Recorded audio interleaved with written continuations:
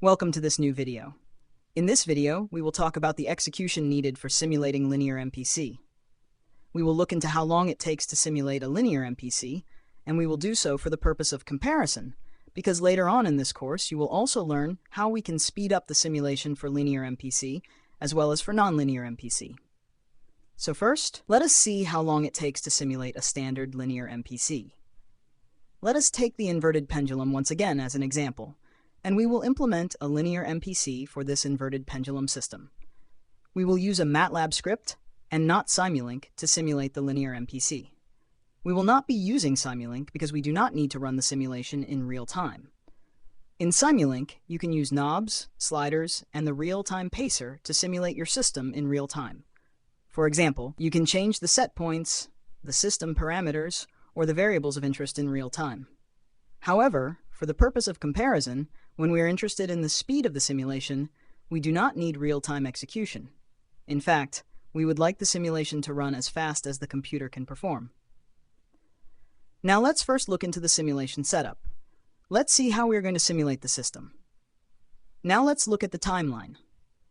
This axis is the time axis, and the y-axis represents either the pendulum angle alpha or the cart position x2. Now let us simulate the linear MPC for this system for 60 seconds. 60 seconds is the total length of the simulation. Next, let us define the sampling interval, and we set it to 0.1 seconds. Now let us also define the prediction horizon length. Remember that this 60-second duration is not the prediction horizon length. It is the total length of the simulation. How long do we want to simulate it? The prediction horizon can be much shorter than the total simulation time. Let us define the prediction horizon to be 20 time steps. With a sampling time of 0.1 seconds and 20 samples, this corresponds to 2 seconds. So we can also say that our prediction horizon is 2 seconds. The number of samples in the prediction horizon is 20. Starting from the first sample, with a sampling interval of 0.1 seconds, we move to the next sample, again with a sampling interval of 0.1 seconds, and so on until we reach the 20th sample. If we look at the time corresponding to this range, it spans 2 seconds. For this prediction horizon length, we solve one optimal control problem. We then apply the receding horizon principle and shift to the first time step. After 0.1 seconds, we move forward, and the prediction horizon again spans 20 samples. In this way, with the same window of 20 samples as the prediction horizon, we continue shifting forward in time at each time step until we reach the end of the simulation. That is what we are going to do in this video. Now let us define the set points for alpha and x2. It is easier to show the set points using a MATLAB figure. The red line represents the set point for x2, and the blue line represents the set point for alpha. As we know, the angle of the inverted pendulum should always be regulated to 0.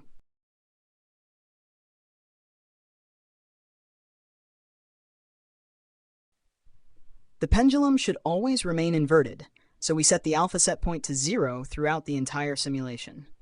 However, we can change the position of the cart, x2. We will change the position of the cart as shown here. We start from 0, then change it to position 1, then to position -1, and so on throughout the simulation. By the way, this video also gives me the opportunity to show you how we can use a scripting language such as MATLAB to implement a linear MPC. Now let us first start with the optimal control problem, because before anything else, we need to formulate the LQ optimal control problem. Let us focus on creating the LQ optimal control problem for a given prediction horizon, and we will use a MATLAB script to do this. Alright, let us first define our continuous time model matrices. From the previous lectures and videos, you already know what the matrices AC, BC, and CC represent. The sampling time here is 0.1 seconds. To implement a linear MPC, we must discretize the system. So first, let us convert the continuous time model into a discrete time model. To perform this conversion, we use the built-in MATLAB function C2D, as shown in the code. This piece of code converts the continuous time matrices into the discrete time matrices A, B, C, and D. Now let us define the starting time and the ending time for the simulation.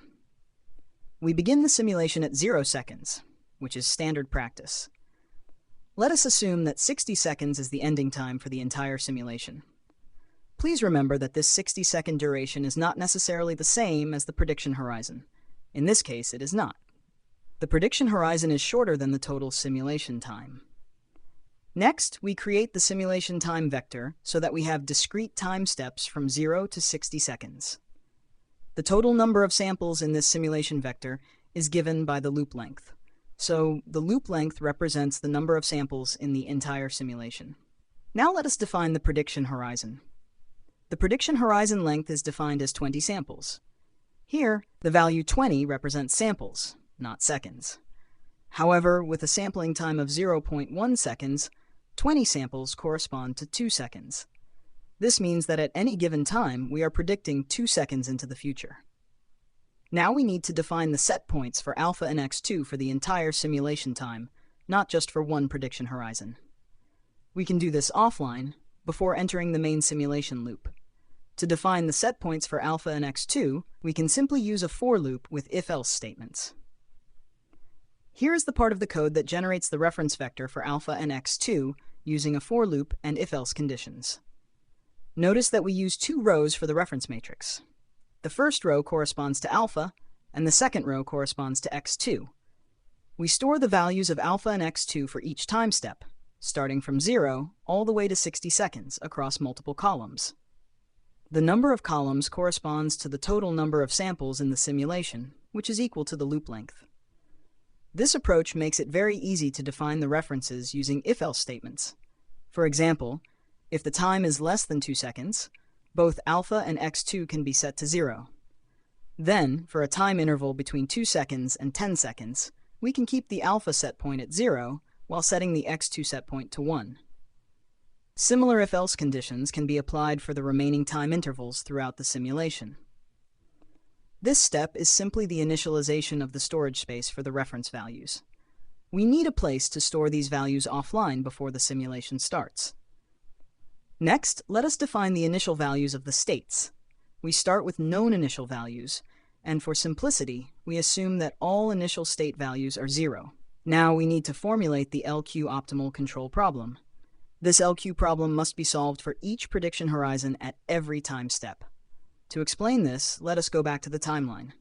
At the initial time, we formulate the first optimal control problem using a prediction horizon of 20 samples.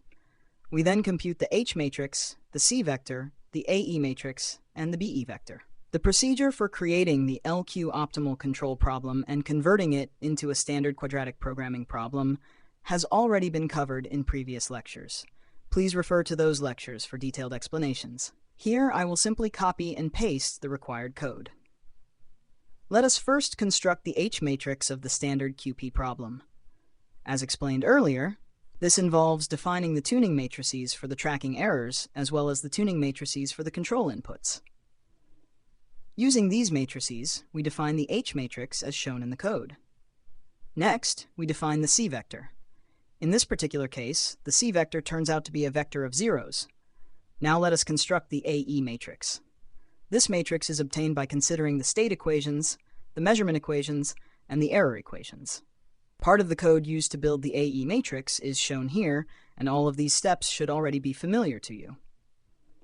Next, we construct the B vector. To explain this, recall that the B vector consists of BE1, BE2, and BE3. The BE2 vector remains constant throughout the simulation, so it can be defined offline. However, the BE1 vector depends on the initial state values. From the Kronecker product formulation, we know that BE1 is given by A multiplied by x0, where x0 represents the initial state vector, and the remaining elements are zeros. In a linear MPC, the initial state changes at every time step because the system is dynamic. When we solve the optimal control problem and apply the first control input, the state changes. When we shift forward by one time step, the updated state becomes the new initial condition for the next optimization problem. Therefore, BE1 must be updated at every time step. For this reason, we cannot define BE1 offline. It must be computed inside the main simulation loop. Similarly, the BE3 vector depends on the reference values over the prediction horizon. Although the prediction horizon length remains fixed, the reference values within that horizon may change as we move forward in time. At the initial time, we use the first 20 reference samples. After shifting one time step forward using the receding horizon strategy, we must use the next set of 20 reference samples. Because of this, the BE3 vector must also be updated at every time step. Therefore, it cannot be defined offline either. As a result, the only part of the B vector that can be defined offline is BE2, since it remains constant throughout the simulation. Now let us define the bounds on the optimization variable z. Here, we set the lower bound to -3 and the upper bound to 3. At this point, we are ready to enter the main simulation loop for the linear MPC. However, before doing that, we need to create storage space for saving the states and control inputs so that we can plot them later. Therefore, we initialize arrays to store both the state trajectories and the control inputs. So here, we create the storage space for the states and the applied control input. Now we can also define some options for the quadratic optimization solver. In this case, we tell MATLAB to use quadprog as the optimization solver. When quadprog is used, we do not want it to display results at each internal iteration, so we simply turn the display option off. If the display were on, MATLAB would show what happens at each internal iteration of the solver. In MATLAB, we will be using the quadprog solver. It is similar to the QOasis solver. However, quadprog is a built-in MATLAB solver. Now we are ready to implement our main loop for the receding horizon strategy. Inside this loop, we will repeatedly solve the optimal control problem, select the first control move, apply it to the process, and repeat this procedure again and again. To understand what happens inside this loop, let us go back to our timeline. At any given time, we formulate an optimal control problem for a fixed prediction horizon. We then apply the first control move, shift one time step forward, reformulate the optimal control problem, solve it again, apply the first control move, and continue this process. Essentially, we are stepping forward one time step at a time. This is why we use a for loop. At each time step, we solve an optimal control problem. Remember that we defined the reference trajectories offline for the entire simulation time. This means that we already have stored the reference values for alpha and x2 for the whole simulation. However, when we formulate the optimal control problem at a specific time, we only use the reference values that belong to the current prediction horizon. For example, at the starting time, we only use the first 20 reference samples. Therefore, we must extract the current reference values from the stored reference data. The code shown here extracts the current reference vector r from the base reference storage. We select both rows corresponding to alpha and x2, but we only select 20 columns corresponding to the current prediction horizon. In this way, we obtain exactly 20 reference samples, which matches the length of the prediction horizon. Now, using this current reference r, we can construct the BE3 vector. The procedure for creating the BE3 vector has already been explained in previous lectures and videos. Next, using the current initial state values, we construct the BE1 vector. This expression comes from the Kronecker product formulation, which you are already familiar with. Inside the for loop, we update the initial state x0 at every time step, and as a result, the BE1 vector must also be updated at every time step. Similarly, since we extract a new reference vector at each time step, the BE3 vector is also updated at every iteration. The BE2 vector, however, was defined offline because it remains constant throughout the simulation. Now, using BE1, BE2, and BE3, we can construct the full BE vector. At this point, we have all the elements required to formulate the quadratic optimization problem.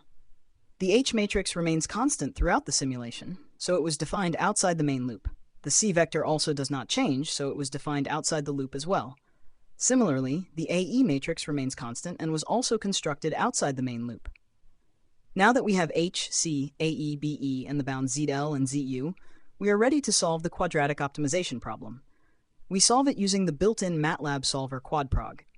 The quadprog function takes H, C, AE, BE, ZL, and ZU as inputs, along with the solver options.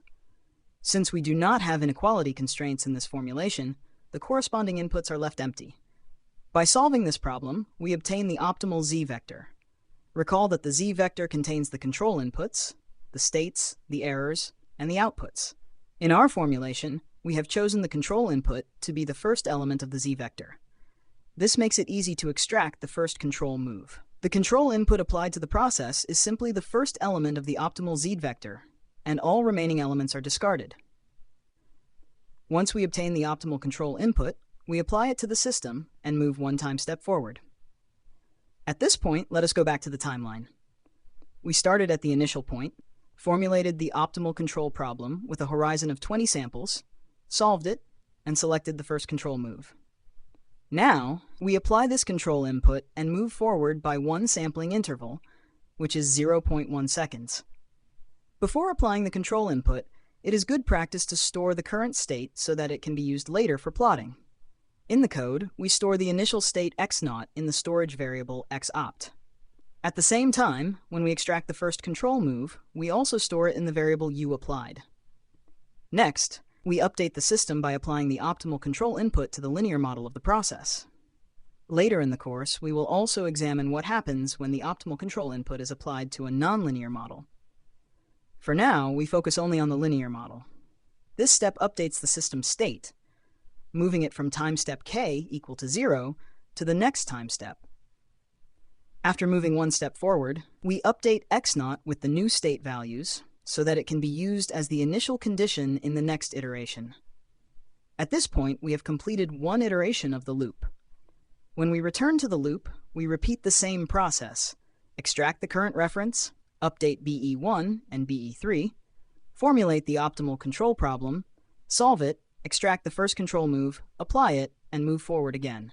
This process is repeated until we reach the end of the simulation. Notice that the loop runs from 1 to loop length minus n, rather than to loop length. The reason for this is that when we are n samples away from the end of the simulation, we no longer have enough reference values to construct a full prediction horizon. To avoid this issue, we simply stop the simulation early and discard the last n samples. There are other ways to handle this situation, and we will discuss them later in the course. This completes the linear MPC implementation for the inverted pendulum system.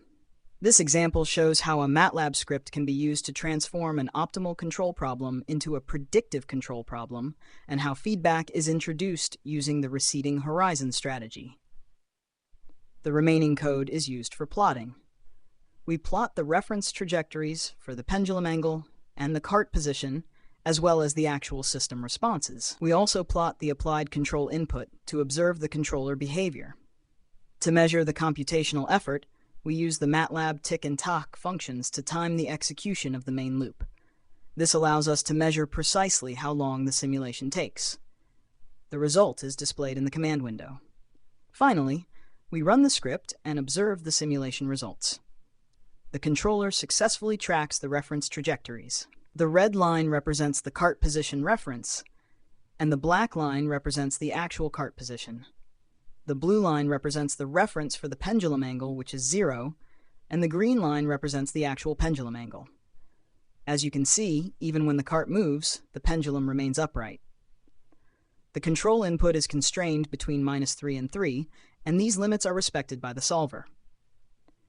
In several instances, the control input reaches these limits, demonstrating that quadprog correctly handles constraints.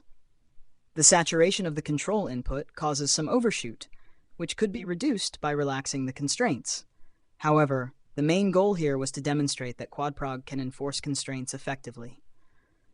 Finally, we examine how long it took to simulate the system for the full duration with the given sampling time and prediction horizon. In later lectures, we will discuss methods such as QR factorization to further improve the computational efficiency. Now we are going to explore a Python implementation of a Linear Model Predictive Control, or MPC, applied to an inverted pendulum system. In this Python implementation, we make use of NumPy for matrix and vector operations, and we use the minimize function from SciPy to solve the optimization problem at each time step. The main idea behind the algorithm is as follows. At each time step, we start with the current state of the system. Using candidate control inputs, we predict the future system states over a finite prediction horizon. We then compute a cost function that measures how far the predicted outputs are from the desired reference trajectory. While doing this, we also enforce bounds on the control inputs. Once the optimization problem is solved, we apply only the first control input and discard the rest. This procedure is then repeated at the next time step. This approach is known as receding horizon control, and it is one of the defining characteristics of model predictive control. Now let us look at the simulation and the results. We run the simulation for 60 seconds, and we track three main quantities: the pendulum angle alpha, the cart position x, and the control force u. From the plots, we can observe that the pendulum remains upright while the cart follows the desired reference trajectory. At the same time, the control input stays within the specified bounds, which confirms that the constraints are being respected. Now let us briefly discuss why this approach works. Even though the inverted pendulum is naturally unstable, MPC is able to predict future system behavior, anticipate upcoming changes, and apply optimal control inputs at each time step. This makes MPC a very powerful control strategy, especially for applications such as robotics, aerospace systems, and any system that requires accurate trajectory tracking. To conclude, let us summarize the key points. We modeled the inverted pendulum in discrete time. We designed a linear MPC controller with a prediction horizon of 20 steps. We solved the optimization problem efficiently using Python. The simulation results demonstrate excellent performance. The pendulum remains upright, and the cart successfully follows the desired trajectory. Now, I'm going to show you how to visualize an inverted pendulum that is controlled using a model predictive controller with the help of Drake and Meshcat. We already have a Python script that computes the MPC trajectory for a cart pole system. This script generates the system states over time, including the pendulum angle, the cart position, and the control input force. Up to this point, however, we have only visualized these results using matplotlib plots. What we want now is a real-time three-dimensional animation. Let us start with the first step, which is starting Meshcat. We begin by launching the Meshcat server, which runs locally on port 7000.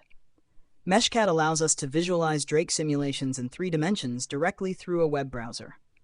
Once the server is running, we open a browser and navigate to localhost on port 7000. At this point, the Meshcat scene is ready to receive and display our simulation. Next, we build the Drake diagram. We construct a diagram that includes a multi-body plant and a scene graph, which together represent the cart pole system. We load a URDF model of the cart pole from the Underactuated package. After loading the model, we finalize the plant. We also attach a Meshcat visualizer to the diagram so that the model can be rendered in real time. Finally, we build the diagram and create the necessary contexts. The next step is mapping the MPC states to Drake's representation. Our MPC simulation outputs the state vector in the order of pendulum angle, pendulum angular velocity, cart position, and cart velocity.